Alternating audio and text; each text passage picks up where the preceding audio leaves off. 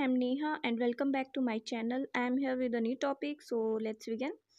जैसा कि हम लोग साइकोडायनामिक थ्योरीज की बारे में डिस्कस कर रहे थे, जिसमें हमने सिगमंड फ्रायड की साइको एनालिटिक थ्योरी और कैरन हॉर्नी की social foundation of personality theory को डिस्कस कर लिया है।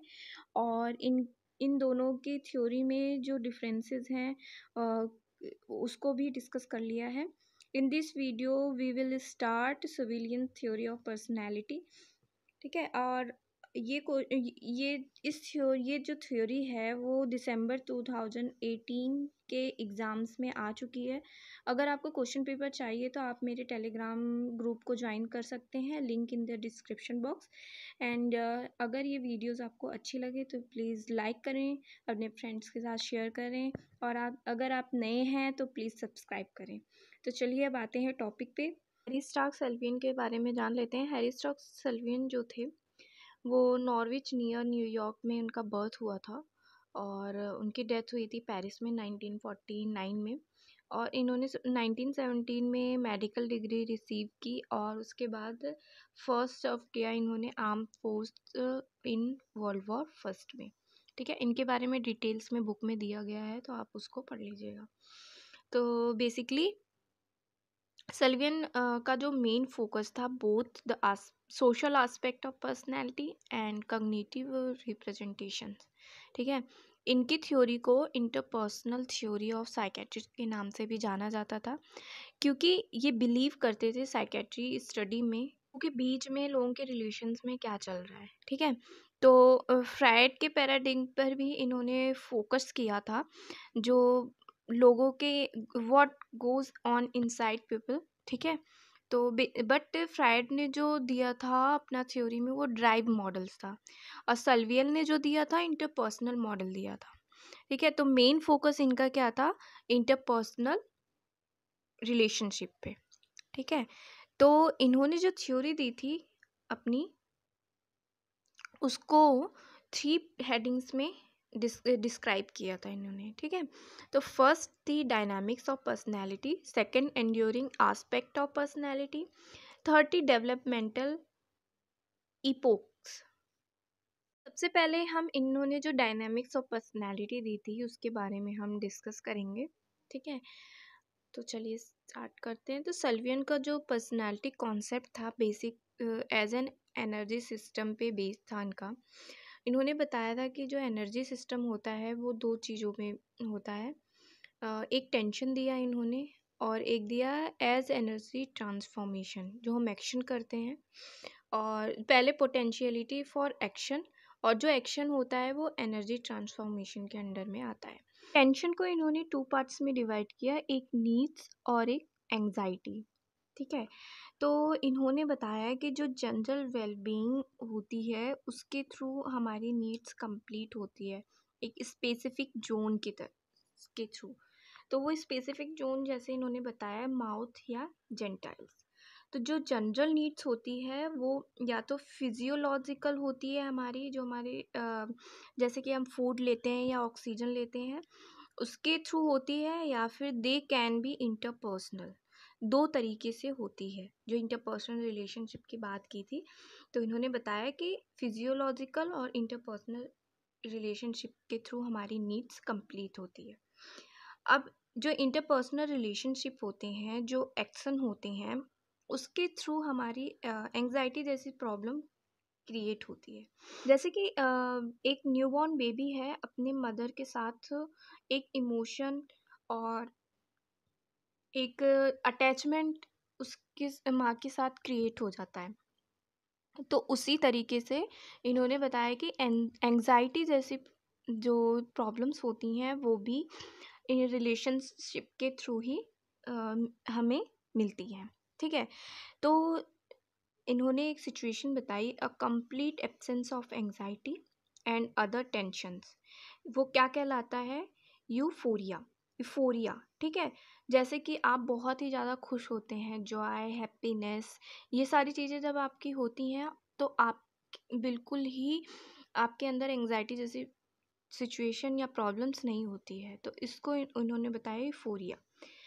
जैसे कि अभी मैंने एक एग्जांपल दिया कि एक मदर के साथ एक छोटे बच्चे का होना, तो जब वो बच्चा अपने मदर के साथ होता है तो वो बिल्कुल ही क्या होता है, टेंशन फ्री होता है, उसको किसी भी चीज़ की टेंशन नहीं होती है, तो वो सिचुएशन कहलाएगी यूफोरिया। ठीक है। तो इन्होंने अपने डायनामिक्स ऑफ पर्सनैलिटी में मेन चीज़ ये दी थी, लेवल ऑफ कॉग्निशन। ठीक है।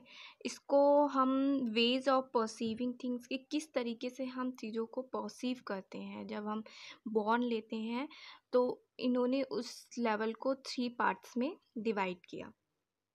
फर्स्ट है प्रोटोटैक्सिक, सेकंड है पैराटॉक्सिक एंड थर्ड है सिनेटैक्सिक।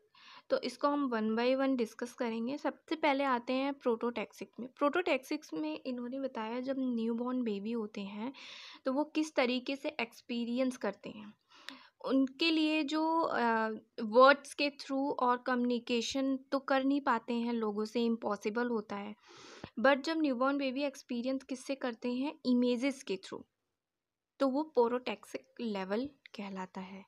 ठीक है। तो छोटे बच्चों को आपने देखा होगा, अगर उन्हें बाहर आप ले जाते हैं तो पूरा उनका फोकस रहता है, कलरफुल चीज़ों को देखते हैं, तो वो जो देखते हैं वो एक इमेजेस के थ्रू ही वो एक्सपीरियंस कर पाते हैं। ओके। अब आते हैं पैराटैक्सिक में। पैराटैक्सिक में इन्होंने बताया कि किस तरीके से इसमें भी बच्चे क्या होते हैं, इम्पॉसिबल होता है, एक्यूरेटली कम्युनिकेट नहीं कर पाते हैं लोगों से पैराटॉक्सिक में। तो इसमें क्या होता है कि, लेकिन इसमें एक एरोनियस अजम्पशन इन्होंने बताया, कॉज एंड इफेक्ट। तो ये होता है पैराटैक्सिक डिस्टोर्टेशन। ठीक है। तो इसका एक एग्जांपल देती हूँ तो आपको अच्छे तरीके से समझ में आ जाएगा। एक छोटा बच्चा है जिसके फादर उसको मान लीजिए डांट देते हैं। फियर और एंगर चीज़ें ना समझ में आने लगती है कि वो पर्सन डांटता है तो मैं रोने लगता हूँ। तो उस तरीके के, जैसे उसके फादर हैं, उस तरीके के किसी भी पर्सन के पास वो जाना अवॉइड करता है, इवन अपने फादर के पास भी, कि मुझे वो सिचुएशन फिर से फेस ना करनी पड़े। तो ये जो आती है ये पैराटैक्सिक के लेवल के अंडर में ही आती है, जो इफ़ेक्ट करती है बच्चों को। अब आते हैं सिंटैक्सिक पे। सिंटैक्सिक में क्या होता है, बच्चे 12 to 18 मंथ एज के इन्होंने बताया है। तो इसमें क्या होता है, बच्चे कम्युनिकेट कर पाते, कुछ वर्ड्स को बोल पाते हैं, जो कि जो हमने फर्स्ट 2 लेवल्स पढ़े उसमें वो बोल भी नहीं पाते हैं। तो इन्होंने बताया कि इस एज में बच्चे क्या करते हैं, एक्यूरेटली कम्युनिकेटेड टू अदर्स, इस तरीके से वो एक्सपीरियंस करते हैं, और इसको क्या कहते हैं, syntactic level. When words begin to have the same meaning for them that they do for others. अब हमने देखा कि ये जो तीनों टाइप्स हैं एक्सपीरियंसेस के, जो सेल्विन ने दिए थे, ये सभी लोग इंडिविजुअल अपने लाइफ में एक्सपीरियंस करते हैं, but the life of a normal person the syntactic experiences remain dominated, क्योंकि ये शुरुआत होती है लैंग्वेज की, जिसकी वजह से इसमें बहुत सारी चीज़ें और भी एक्सपीरियंस करनी पड़ती है बच्चों को। तो बेसिकली इन्होंने अपना जो ये तीनों पार्ट्स दिए थे, तो किस पे दिए थे, जो बच्चे लैंग्वेज स्टार्ट करते हैं उस पे दिया था। तो फर्स्ट क्या था, बच्चे क्या होते हैं, इमेजिंग के थ्रू एक्सपीरियंस करते हैं। ठीक है। सेकंड में क्या था, उनकी जो लैंग्वेज होती है वो प्री लॉजिकल होती है, इसीलिए वो एक्यूरेट कम्युनिकेट नहीं कर पाते हैं, जो पैराटैक्सिक लेवल पे आता है। लैंग्वेज एक्यूरेट नहीं बोल पाते हैं, बट जो एंगर और फियर जैसी, जो मैंने पैराटैक्सिक डिसऑर्टेशंस का नाम टर्म बताया था, उसमें ये था कि बच्चे एंगर और फियर जैसी जो सिचुएशन होती है उसको समझने लगते हैं थोड़ा थोड़ा। ठीक है। और उसको अवॉइड करने की कोशिश करते हैं।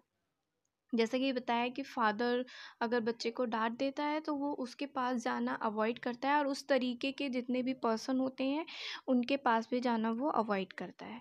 और फिर जब थर्ड सिंटैक्सिक में बताया कि 12 to 18 मंथ्स एज इसमें था, जिसमें बच्चे क्या करते हैं, थोड़ा थोड़ा कम्युनिकेट करना सीख लेते हैं बच्चे। ठीक है। तो ये था dynamic of personality according to सल्वियन।